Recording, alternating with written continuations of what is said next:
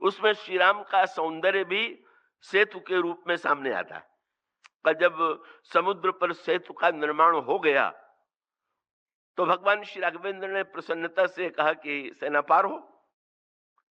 पर सूचना मिली कि महाराज सेना की विशालता को देखते हुए पुल छोटा, पार तो सेना पूरी हो जाएगी पुल के माध्यम से भी, पर बहुत समय लगेगा और हम लोग तो उतावले हो रहे हैं लंका में अभी अभियान के लिए। तो भगवान श्री राघवेंद्र ने कहा कि अच्छा, तो अब एक सेतु आप लोगों ने बनाया है, अब एक सेतु मैं भी बनाए दे रहा हूं। और भगवान श्री राघवेंद्र जाकर के उस पत्थर के बने हुए पुल के ऊपर खड़े हो गए। और जब भगवान श्री राघवेंद्र उस पुल के ऊपर खड़े हुए तो समुद्र में रहने वाले जितने जलचर थे वे सब के सब भीतर से ऊपर आ गए। का देखन कह प्रभु करुणा कंदा, प्रगट भये सब जलचर वृंदा, और तिनकी ओटन देखिए बारी, मगन भये हरि रूप निहारी। सारे जलचर श्री राम की सुंदरता को देख करके एकटक निहारते हुए इतने मग्न हो गए कि अब समुद्र में कहीं जल नहीं दिखाई दे रहा है, जिधर देखिए वहां जलचर दिखाई दे रहे हैं। प्रभु ने मुस्कुरा करके कहा कि भाई अब ये भी सेतु बन गया। अब सेना जहां से पार होना चाहे, जो आकाश मार्ग से चाहे वे आकाश मार्ग से चले जाएं, जो उस चमत्कारिक पद्धति से जाना चाहते हैं, इसमें भी चमत्कारी पद्धति वाले लोग थे, तो कुछ लोग उसी मार्ग से गए।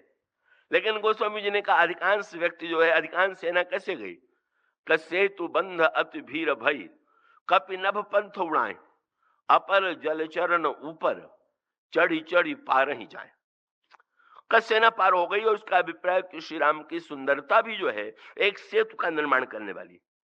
तो श्री राम का नाम भी सेतु है, श्री राम का रूप भी सेतु है, श्री राम की लीला भी सेतु है। इस सेतुत्व का अभिप्राय बहुत सांकेतिक और बड़े महत्व का है।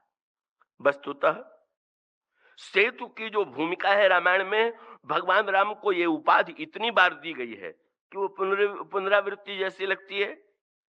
भगवान राम के लिए विश्वामित्र ने जनकपुर में उपाधि देते हुए कहा, और वो भी सूत्र समझने योग्य है, वहीं से हम प्रारंभ करेंगे।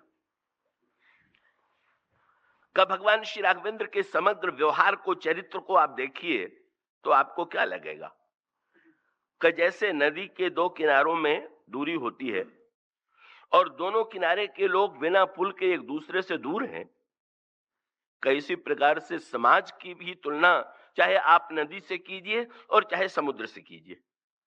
समाज में कुछ व्यक्तियों की जो दूरी है, क्या आप देख लीजिए कि जितने व्यक्ति हैं वो एक दूसरे के पास हैं कि एक दूसरे के दूर है, तो आपको लगेगा कि भाई हर जगह दूरी दिखाई दे रही है। कहीं धर्म के नाम पर दूरी है, कहीं ये इस धर्म को मानने वाला है, ये इस धर्म को मानने वाला है, कहीं जाति के नाम पर दूरी है, कहीं विचार के नाम पर दूरी है, कहीं धनी और निर्धन के नाम पर दूरी है, कहीं विद्वान और मूर्ख के नाम पर दूरी है। परिणाम क्या होता है कि एक ही नगर में रहने वाले व्यक्ति का एक अड़ोस पड़ोस में रहने वाले व्यक्ति क्या सचमुच एक दूसरे से मिल पाते हैं क्या, जिसको मिलना कहते हैं? और उसका अर्थ है कि नहीं भाई, धर्म की दूरी, जाति की दूरी, व्यक्ति के विचार की दूरी, धनी निर्धन की दूरी, और उस दूरी का परिणाम होता है कि समाज में परस्पर एक दूसरे के प्रति संदेह और घृणा की भावना बढ़ती ही जाती है। तो भाई ये जो धर्म शब्द है, यहां पर विश्वामित्र श्री राम के व्यक्तित्व की विशेषता क्या है? श्री राम ने अवतार लेकर के मनुष्य के रूप में जो चरित्र किया, उस चरित्र की सबसे बड़ी विशेषता यह है कि समाज में जितने प्रकार की दूरी हो सकती है, उस दूरी भी श्री राम के समय विद्यमान थी। और उस दूरी को भगवान श्री राघवेंद्र ने, अगर भगवान राम न आते, ये आगे चल करके जो राम राज्य बन गया, राम राज्य बनने का अर्थ क्या हुआ कि सबके बीच की दूरी मिट गई, सब नर करहि परस्पर प्रीति, चलहि स्वधर्म निरत सुति रीति, और बैर न कर काहू सन कोई, राम प्रताप विषमता खोई। कह करके जो राम राज्य का वर्णन किया गया है, राम राज्य में कोई व्यक्ति दूसरे से विरोध नहीं करता था, प्रत्येक व्यक्ति एक दूसरे से प्रेम करते थे। ये क्या हुआ ये वस्तुतः भगवान राम के चरित्र का चमत्कार था का उन्होंने अपने चरित्र के द्वारा समाज में इतना सुंदर सेतु बनाया, अपने चरित्र का एक ऐसा बढ़िया पुल बनाया कि समुद्र पर पुल बना करके उन्होंने का वस्तुतः सच्चे अर्थों में लोगों को बता दिया कि ये जो चाहे धर्म के नाम पर, चाहे जाति के नाम पर, चाहे देश के नाम पर, चाहे परिवार के नाम पर, चाहे धनी निर्धन के नाम पर, ये जितनी दूरी है वो बड़ी घातक है। वस्तुतः तो एक दूसरे के निकट आ जाना चाहिए। और इस कसौटी के आधार पर श्री राम के चरित्र के लिए जो उनके भगवान राम के दो गुरु हैं और दोनों गुरुओं ने भगवान राम को जो उपाधि दी वो बड़ी सांकेतिक उपाधि। और वो उपाधि क्या है? एक गुरु है विश्वामित्र। जैसे आज भी शिक्षा में का जब विद्यार्थी उत्तीर्ण होता है तो गुरु के द्वारा, आचार्य के द्वारा उसको प्रमाण पत्र दिया जाता है। कैसी प्रकार से भगवान राम के दो महान गुरु थे और दोनों महान गुरुओं ने भगवान राम को प्रमाण पत्र में संयोग से मिलती जुलती उपाधि दी। और वो दो उपाधि देने में शब्द जुड़ा हुआ है कि भगवान श्री राघवेंद्र महर्षि विश्वामित्र के साथ जनकपुर आए हुए, लक्ष्मण जी भी उनके साथ थे। कि भगवान श्री राघवेंद्र महर्षि विश्वामित्र के साथ बैठे हुए आनंद से सत्संग कर रहे हैं कि अचानक लक्ष्मण जी के हृदय में नगर देखने की उत्कंठा उत्पन्न होती है। अब यहां पर श्री राम की दो भूमिका, एक और विश्वामित्र गुरु है और लक्ष्मण उनके छोटे भाई है। तो भाई बड़े को महत्व देना चाहिए कि छोटे को महत्व देना चाहिए, यह भी समस्या आती। मैं सोच करके बड़ा चकित था कि शायद अपनी वृद्धावस्था की ओर उनका ध्यान नहीं जा रहा है, इसीलिए इस प्रकार का शब्द कह रहे हैं। उन्होंने कहा का जो है वो तो भविष्य की आशा है, उन्हीं की ओर ध्यान देना चाहिए, बड़ों की ओर बूढ़ों की ओर ध्यान देने की क्या आवश्यकता है।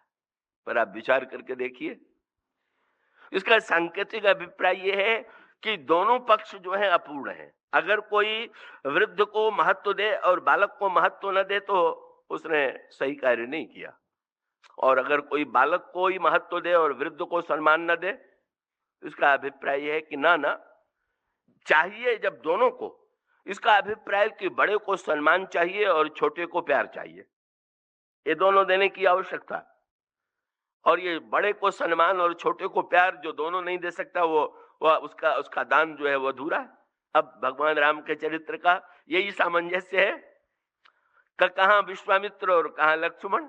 विश्वामित्र गुरु जी बड़े बूढ़े और लक्ष्मण जी उनके छोटे भाई बालक, और लक्ष्मण जी के हृदय में इच्छा उत्पन्न हो रही नगर देखने की।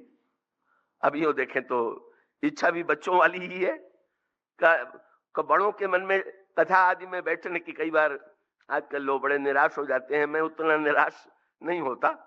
कहते हैं कि आजकल बच्चों में सुनने की, जवानों में कथा सुनने की कम रुचि है, कथा में अधिकतर बूढ़े दिखाई देते हैं। मैंने कहा खैर ऐसी बात नहीं है, युवा भी आते हैं, बूढ़े भी आते हैं, वृद्ध अधिक आते हैं, पर इसमें कोई बहुत आश्चर्य करने की आवश्यकता नहीं है। मैं कहता हूं कि बहुत निराश मत हो जाइए, क्योंकि मैं रामायण की एक चौपाई दोहरा देता हूं कि जब काकभूषुंड जी कथा सुनाते थे वहां पर भी शब्द लिखा हुआ कि वृद्ध वृद्ध विहंग तह आए, सुनई राम के चरित सुहाए। काकभूषुंड जी के मुंह से भगवान राम की कथा सुनने के लिए बूढ़े पक्षी एकत्र हुए। तो मैं कहता हूं इतना घबराने की क्या आवश्यकता है, ये जवान भी तो बूढ़े होंगे तब आने लगेंगे। अगर अभी नहीं आ रहे हैं, अगर अभी आवे तो बहुत बढ़िया है, पर नहीं भी आ रहे हैं तो इतना घबराने की क्या आवश्यकता है। क्या ये भविष्य में आवेंगे? क्या जब इनको आवश्यकता की अनुभूति होगी, अभी नहीं, अभी जो उनको आकर्षण लग रहा है उसकी ओर दिखाई दे रहे हैं, जब उस आकर्षण की ओर से का उसको चाहे वितृष्णा होगी चाहे तृप्ति होगी तो इस ओर आने की चेष्टा करेंगे। तो भाई प्रत्येक भावना का अपना मूल्य है, और ये मूल्य का यहाँ पर गोस्वामी जी लक्ष्मण जी का चरित्र तो वैराग्य, अध्यात्म के अर्थों में तो वैराग्य का चरित्र है, त्याग और तपस्या का चरित्र है। पर इस समय लक्ष्मण जी के हृदय में जो इच्छा है वो बच्चों वाली इच्छा है। विश्वामित्र के पास बैठना छोड़ करके जाना कहाँ चाहते हैं? नगर लखन हृदय लालसा विसेखी, जाई जनकपुर आइए देखे। कोई नया नगर, किसी नए नगर में पहुंचे तो चाहे वृद्ध महापुरुष के मन में नगर घूमने की इच्छा न हो, विश्वामित्र के मन में इच्छा नहीं उत्पन्न हुई कि चले जरा जनकपुर घूम आवे, लेकिन लक्ष्मण जी के हृदय में तो नगर घूमने की इच्छा है। और श्री राम दोनों के बीच में सचमुच जिसको सेतु कहते हैं, कितना सुंदर उन्होंने मार्ग निकाला। राम अनुज मन की गति जानी, भगत बछलता ही हुलसानी। लक्ष्मण के प्रति वात्सल्य उमड़ पड़ा। और फिर इधर लक्ष्मण के का जो भाव है उसको पूरी करने की व्यग्रता, और दूसरी ओर गुरु जी का सम्मान।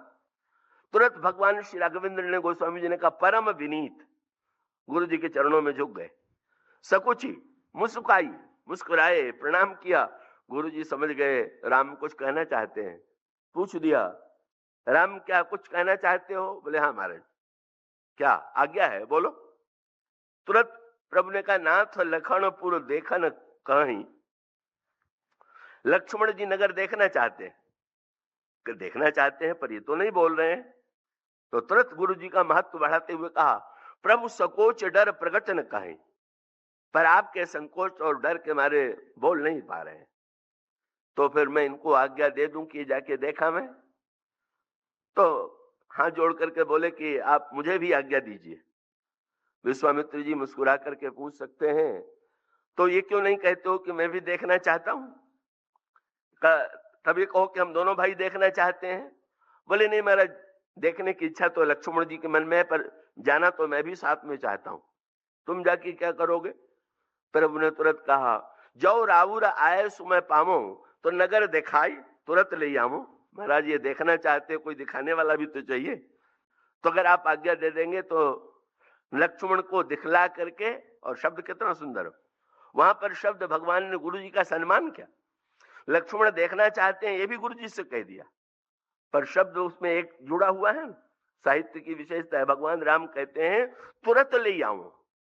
बोले महाराज अकेले जाएंगे तो हो सकता है कि इनको देर लग जाए, बालक हैं, पर अगर आप मुझे साथ में भेज देंगे तो आप विश्वास रखिए, बस मैं बहुत तुरंत नगर दिखला करके ले आऊंगा। ये तुरंत ले आऊं शब्द में वो लक्ष्मण जी की भावना के साथ साथ गुरु जी कहीं मन में ये अनुभव न करें कि मैं उनके सामीप्य को छोड़ करके नगर घूमने जाना चाहता हूं।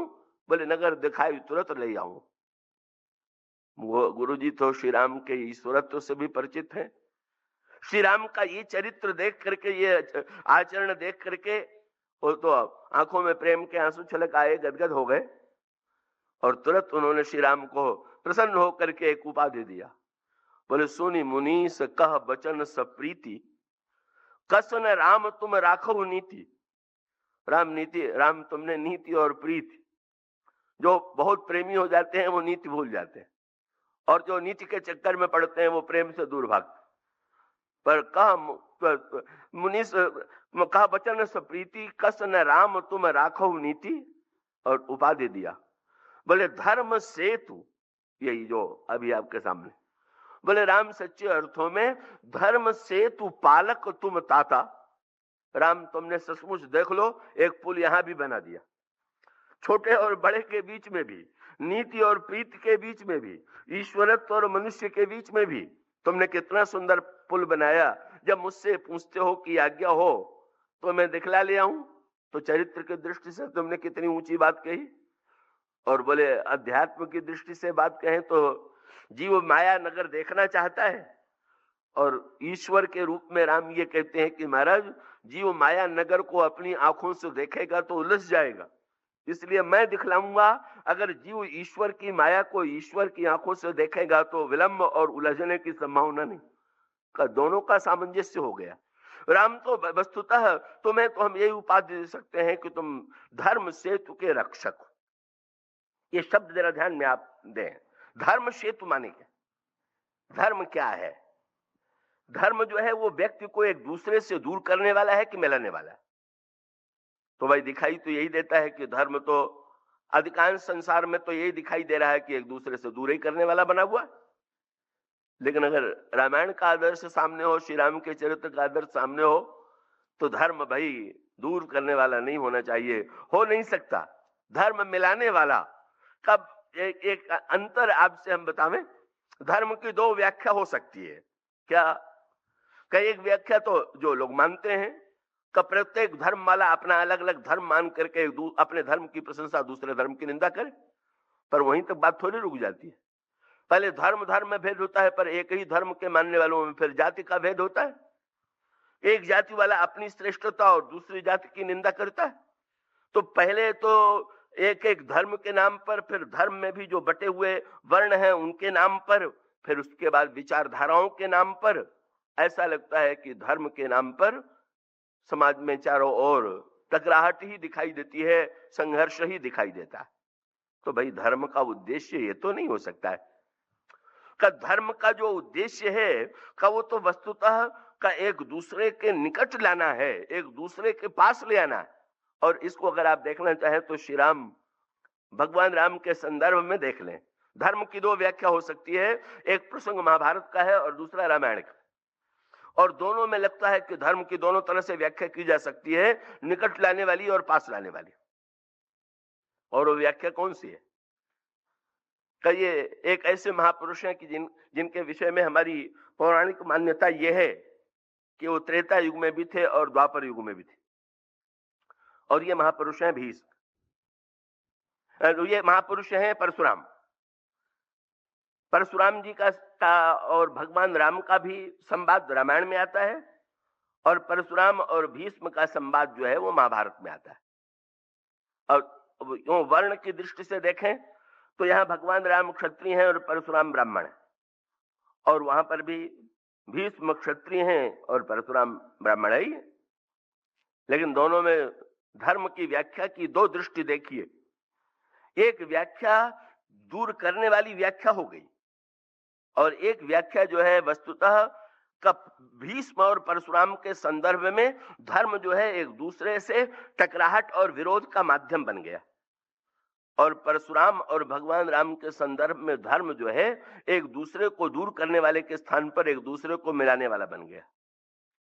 भीष्म की कथा बड़ी प्रसिद्ध है। भीष्म ने परशुराम जी से धनुर्विद्या प्राप्त की, शिक्षा प्राप्त किया।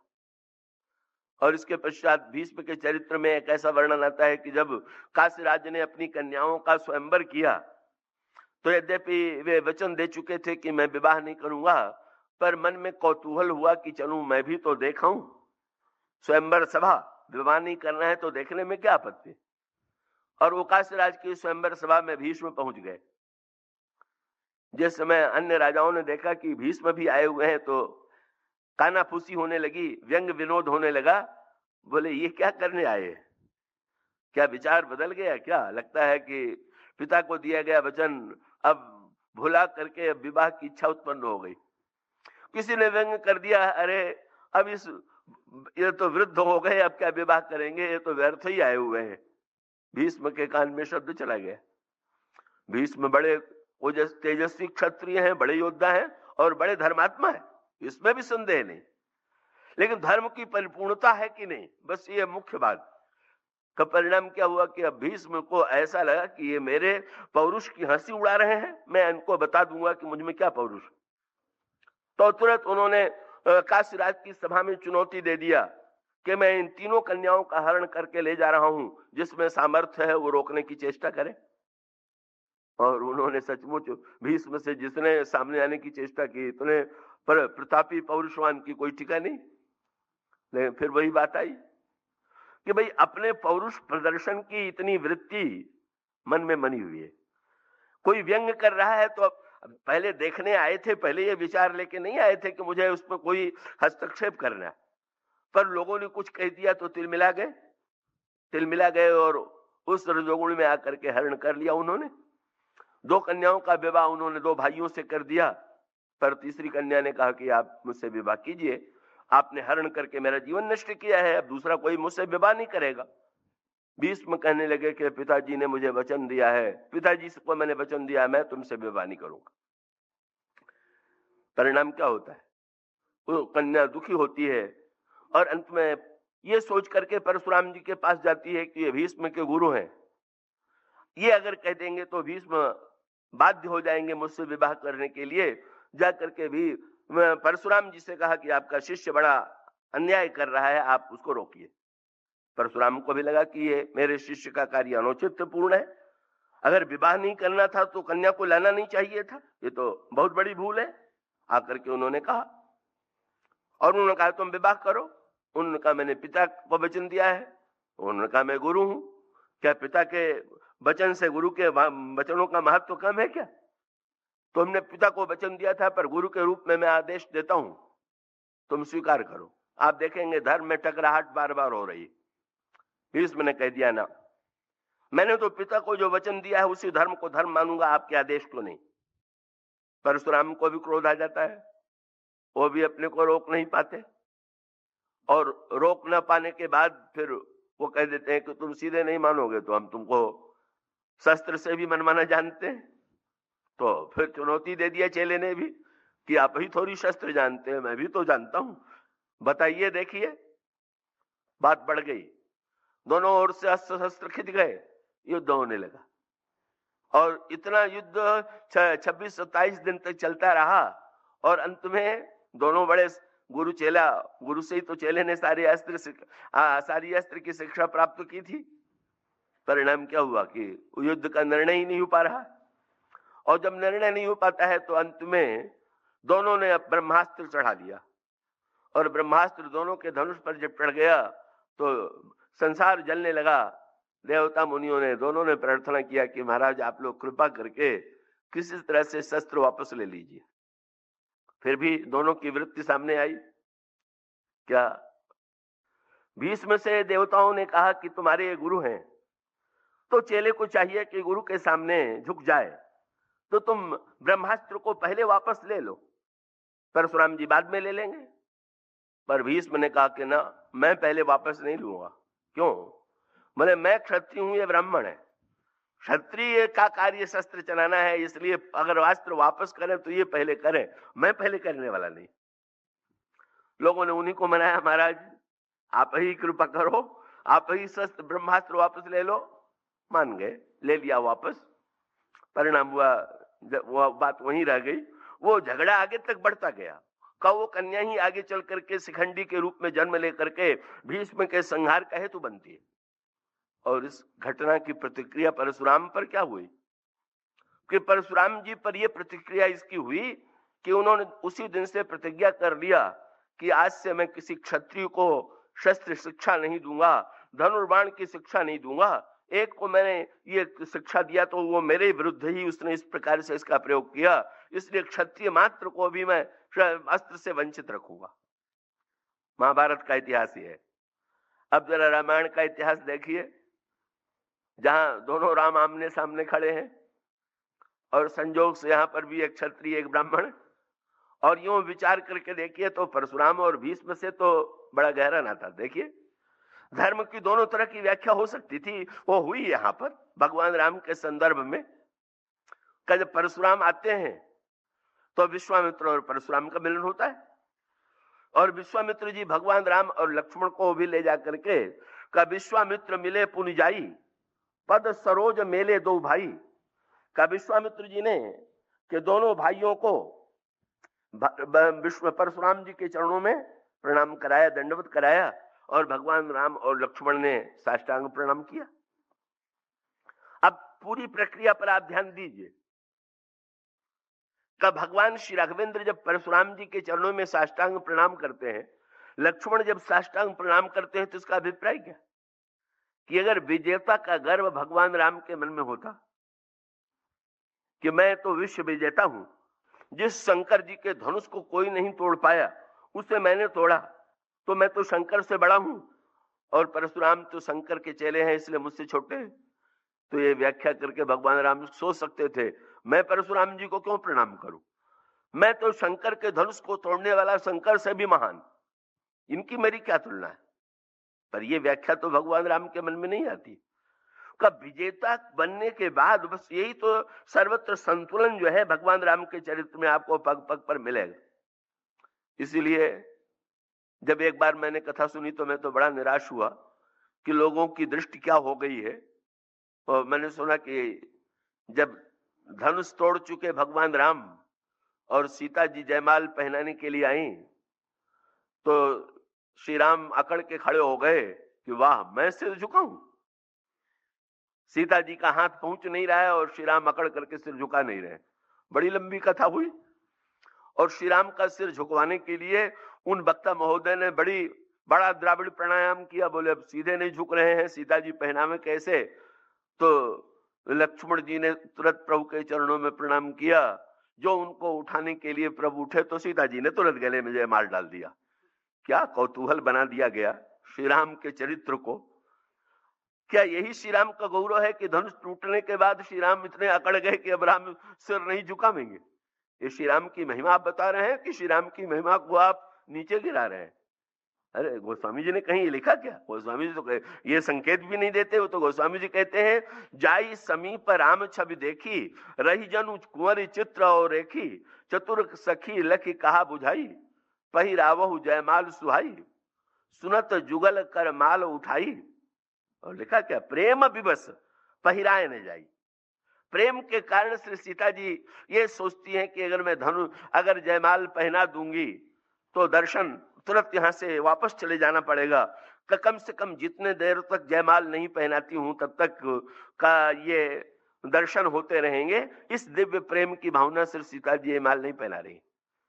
और श्री राम का गौरव यही है कि भाई कोई सिर झुकावे जयमाल के लिए और कोई पहनाने में विलंब करे तो उसको क्रोध आ जाएगा।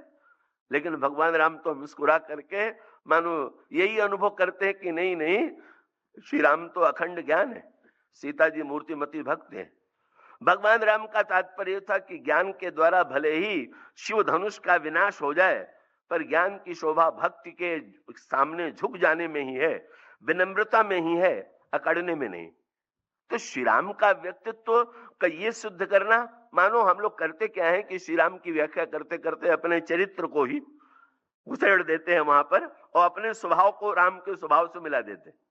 एक मैंने चित्र देखा था, हनुमान जी रावण की सभा में बैठे हुए हैं तो उन्होंने अपनी पूंछ का जो आसन बनाया वो रावण के सिंहासन से ऊंचा बनाया।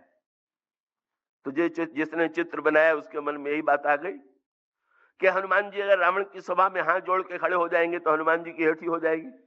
इसलिए अगर रावण ने आसन नहीं दिया तो पूंछ का ही उन्होंने सिंहासन बना लिया और रावण से भी 2 हाथ ऊपर उठ गए। कि ये जो ऊपर उठ जाने की आजकल नई नई वृत्ति बन गई है। दिल्ली में रामलीलाओं की बहुत बड़ी संख्या होती है और समाचार पत्रों में घोषणा की जाती है। और एक सज्जन ने मुझसे कहा भी कि इस बार दिल्ली में जो रावण हमारी रामलीला में बना है सबसे ऊंचा। मैंने कहा ये रावण को ऊंचा बनाने की होड़ है कि राम को ऊंचा बनाने की होड़ हो रही है? आप लोग किस बात को ऊंचा बनाना चाहते हैं? इसका क्या अर्थ हुआ भाई?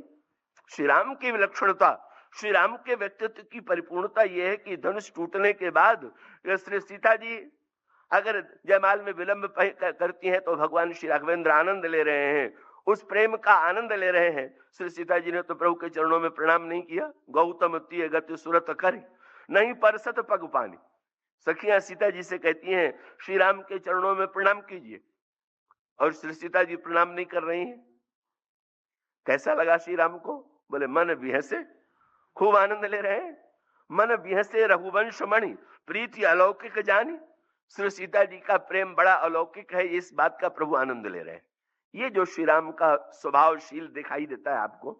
परशुराम आ गए और आए हुए हैं धनुष तोड़ने वाले को दंड देने के लिए, पर भगवान श्री राघवेंद्र को झुकने में कोई आपत्ति नहीं है। का भगवान श्री राघवेंद्र साष्टांग प्रणाम करते हैं। और इतने नहीं, जब परशुराम पूछ देते हैं कहु जड़ जनक धनुष के तोड़ा, अरे मूर्ख जनक बता किसने धनुष तोड़ा? तो जनक तो डर के मारे बोलते नहीं, पर भगवान राम क्या कहते हैं? भगवान राम की व्याख्या क्या है? बोले महाराज, नाथ शंभु धनु भंजन हारा, हो यह को एक दास तुम्हारा। महाराज शंकर जी का धनुष तोड़ने वाला तो शंकर जी के सेवक का भी सेवक हो। आप शंकर जी के सेवक हैं और जो आपका सेवक होगा उसी ने तोड़ा होगा, और किसी में तोड़ने की जब तक आप दोनों कृपा न करें तब तक किसी से धनुष टूट सकता है? इसका अभिप्राय क्या कि भगवान श्री राघवेंद्र, और आगे चल करके जो जो वार्तालाप होता है उसमें परशुराम जी इतने बड़े दिव्य चरित्र वाले, लेकिन उन्होंने क्षत्रिय ब्राह्मण को एक दूसरे का विरोधी मान लिया। श्री राम से कह दिया, मुझे कोरा ब्राह्मण मत समझना। मैं कौन हूं? बोले बाल ब्रह्मचारी, अति कोही और विश्व विदित क्षत्रिय कुल द्रोही। मैं बाल ब्रह्मचारी हूं, अत्यंत क्रोधी हूं और सारा संसार जानता है कि मैं क्षत्रिय जाति का विरोधी हूं। अब सोचिए आप, भीष्म का संवाद यह हुआ था कि मैं क्षत्रिय हूं, और जब परशुराम जी ने कहा था मैं क्षत्रियों को मिटा चुका हूं, तो भीष्म ने यही कहा था कि तुम्हें भीष्म जैसा क्षत्रिय नहीं मिला होगा, इसीलिए हराया होगा। तो भगवान राम ये कह सकते थे कि नहीं कह सकते थे? भगवान राम भी तो यही कह सकते थे कि चलिए चलिए, राम जैसा क्षत्रिय नहीं मिला हो, तो संजोग से अभी क्षत्रिय जाति में उनका जन्म हुआ है, इसीलिए आप ऐसी ठिठाई की बात कर रहे हैं। लेकिन अनोखी बात, परशुराम कह रहे हैं मैं क्षत्रिय जाति का विरोधी हूं, और भगवान राम कह सकते हैं कि मैं ब्राह्मण जाति के विरोधी हूं। आइए हमारे आपके बीच में हो जाए झगड़ा, निर्णय हो जाए। ऐसे ही धर्म का, ऐसे ही जाति की व्याख्या लोग करते रहते। पर भगवान श्री राघवेंद्र ने कहा महाराज ये तो बहुत बढ़िया बात आपने कह दिया, आप ब्राह्मण और क्षत्रिय तो हम ही तुम ही, सरबरी कसना था कहो न कहा चरण कह माथा। आप ब्राह्मण होने के नाते वंदनीय है, मैं क्षत्रियों के नाते प्रणाम करता हूं। तो जब कोई प्रणाम करेगा तो महाराज ये कैसे हो सकता है कि किसी को प्रणाम किया जाए और सामने वाला आशीर्वाद न दे? तो जब क्षत्रिय प्रणाम करेगा तो ब्राह्मण तो आशीर्वाद देगा ही। तो क्षत्रिय से भगवान राम की व्याख्या का तत्व यही है कि ब्राह्मण और क्षत्रिय, शास्त्र और शस्त्र एक दूसरे के विरोधी नहीं है, वो एक दूसरे के पूरक, एक दूसरे के लिए का वो एक शत्रु के रूप में नहीं है कि जो एक दूसरे के सामने तन जाए। भगवान राम ने परशुराम जी से पूछ दिया, महाराज आपके क्रोध शांत होने का उपाय है कोई? परशुराम जी चुनौती दे रहे हैं, बड़े क्षत्रिय हो तो तुम एक काम करो। क्या? बोले करु परितोष मोर संग्रामा, लड़ो और युद्ध में मुझे हराओ या मैं तुम्हें हराऊं, और ना ही तिछाणु कहाऊ बरामा। शास्त्र में क्षत्रिय का धर्म युद्ध लिखा हुआ। भगवान राम क्षत्रिय वर्ण में आए हुए हैं। भगवान राम भी क्षत्रिय की व्याख्या कहते हैं कि क्षत्रिय तनुधरी समर सकाना, कुल कलंक तही पामर जाना। लेकिन बड़ी अनोखी बात है, परशुराम जी जब कहते हैं कि लड़ो, तो भगवान राम तुरंत कह देते हैं कि महाराज अरे हमारे आपके बीच में क्या लड़ाई शोभा देगी क्या? क्यों? बोले आप यही तो कह रहे हैं कि मैंने जो अपना मेरा राम नाम जो है वो मैं छोड़ दूं। तो राम मात्र लघु नाम हमारा, परसु सहित तो बड़ नाम तुम्हारा, और देव एक गुण धनुष हमारे, 9 गुण परम पुनीत तुम्हारे, सब प्रकार हम तुम सन हारे, क्षमहु विप्र अपराध हमारे। महाराज मैं तो हर प्रकार से आपसे छोटा हूं, मैं आपको प्रणाम करता हूं, हार स्वीकार करता हूं, आप तो मेरी अपराध को क्षमा कीजिए। परशुराम चकित हो गए, ऐसा व्यक्ति तो मिले नहीं था। या तो डरने वाले मिले थे या तो निडर मिले हुए थे। निडर तो उन्होंने देख लिया था कि लक्ष्मण जी थे, जो बिल्कुल डरते नहीं थे, और डरने वाले तो परशुराम से इतने थे कि वो जितने थे उपित समेत कहीं कहीं नंजनामा, लगे करण सब दंड प्रणामा। जब भगवान राम से पूछ दिया तो मुझसे डरते हो कि नहीं डरते हो? बहुत बढ़िया बात भगवान राम ने कहा, महाराज मैं बिल्कुल निडर हूं। अगर काल हूं डर है, मैं तो काल को भी नहीं डरता। तो काल को नहीं डरते हो तो फिर मुझसे भी नहीं डरते होगे? भगवान राम ने कहा नहीं महाराज, काल से मैं भले ही न डरूं, लेकिन विप्रवंश की अस प्रभुताई, अभय होई जो तुम्हें ही डराई। हम गुरुजनों से डरते हैं, बड़ों से डरते हैं। महाराज का जो व्यक्ति ईश्वर से नहीं डरेगा, काल से, गुरुजनों से नहीं डरेगा, वो तो संसार में बुरे लोगों से डरेगा। आप लोगों से जो आशीर्वाद प्राप्त करेगा वही तो अभय हो सकता है, वही तो निर्भय हो सकता है। परिणाम क्या हुआ? अंतर आ गया ना। वही क्षत्रिय ब्राह्मण यहाँ और यही वहां। यहाँ पर परशुराम जी ने क्या किया? अपना धनुष भगवान राम को सौंप दिया और कही जय जय जय रघुकुल केतु, गदगद हो गए। जाना राम प्रभाव तब पुलक प्रफुल्लित गात, जोरी पानी बोले बचन प्रीति न हृदय समात। हार की अनुभूति नहीं, श्री राम जिता करते हैं, जिताते हैं। और परशुराम को लगता है कि इतनी सामर्थ्य होते हुए भी, इतनी विनम्रता का, लगता है कि अब इनका काल आ गया।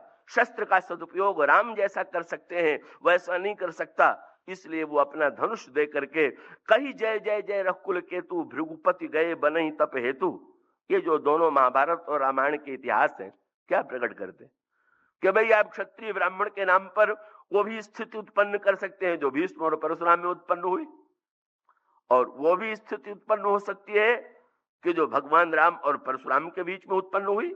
क्यों? बस उसका सूत्र ये है, जो विश्वामित्र ने कहा कि राम तुम तो धर्म सेतु, धर्म तो पुल है, और पुल होने के नाते का वो तो सबको एक दूसरे से मिलाने वाला है, सब एक दूसरे के पूरक हैं। और भगवान राम ने सचमुच अवतार लेकर के अपने चरित्र के द्वारा आदि से लेकर के अंत तक पुल का निर्माण किया, सेतु का निर्माण किया, बड़ों और छोटों के बीच में, वर्ण और वर्ण के बीच में, देश और देश के बीच में, विचार और विचार के बीच में, पूरा भगवान राम का चरित्र सेतु है। तो इस बार भगवान श्री राघवेंद्र के द्वारा ये लंका के समुद्र तट पर जो सेतु का निर्माण होता है, उस सेतु निर्माण के पीछे भगवान राम के व्यक्तित्व का क्या संदेश है, चरित्र का क्या संदेश है, इसकी चर्चा हम कल से प्रारंभ करेंगे।